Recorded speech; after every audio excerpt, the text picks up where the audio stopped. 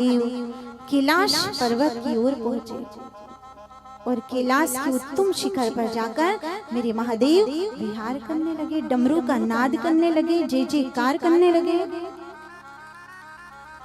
इधर विहार करते करते जो भगवान राम जी जिनके परम इष्ट हैं, आज मन में भाव आया कि हे सती, भगवान राम जी की कथा को कहने में और सुनने में हमें अति आनंद मिलता है।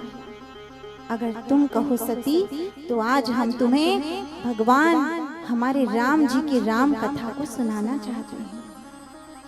क्या तुम इस कथा को सुनना चाहती हो सती?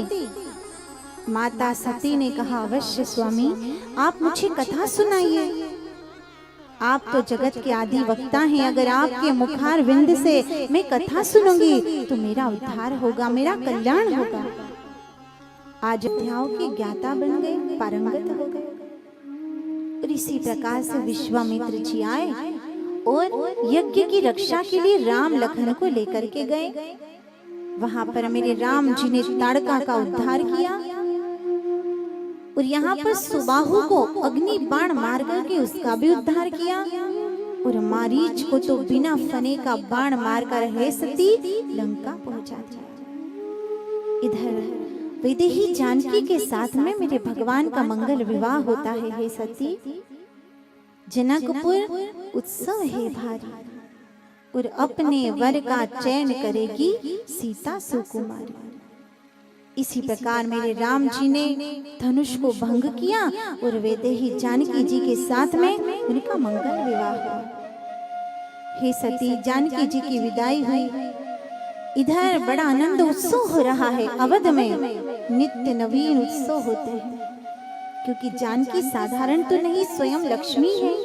और जिस घर में लक्ष्मी स्वयं पुत्र वधू बनकर आ जाए, उस घर में कोई कमी रह सकती है भला? आज नया उत्सव हो रहा है।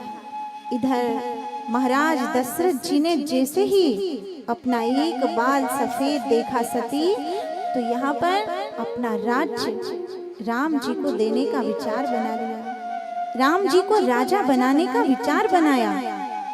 और हे सती, इधर जैसे ही विचार बनाया तो मेरे राम ब्रह्म को राजा बनाने का, और इधर देव की, इधर स्वयं महाराज दशरथ ने 2 वरदान अपनी रानी को दे दिए।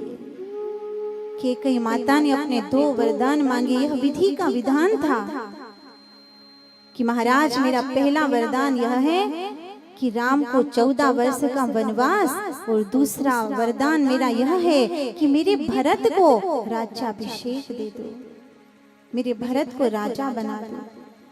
महाराज दशरथ रोने लगे हे सती, और अपनी रानी कैकेयी को कोसने लगे कि तेरा हृदय कैसा पत्थर का है कि जो राम मुझे प्राणों से भी अधिक प्यारा है तो उसे वन भेज रही है। तेरा भरत राजा बने, मुझे कोई दुख नहीं, मेरे राम को भी कोई दुख नहीं, वो तो राजा बनना चाहता भी नहीं, वो तो हंसते हंसते दे देगा वैभव। पर मेरे राम जो मुझे प्यारा है, मैं उसे वन नहीं भेज सकता।